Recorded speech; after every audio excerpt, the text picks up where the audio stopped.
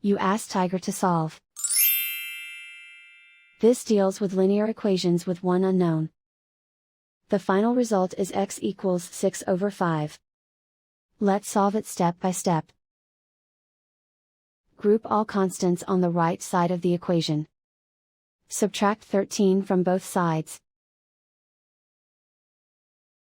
Group like terms. Simplify the arithmetic.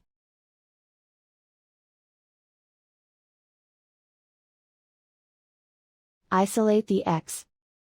Divide both sides by -5.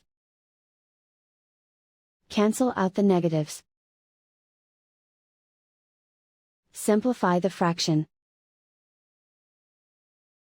Cancel out the negatives.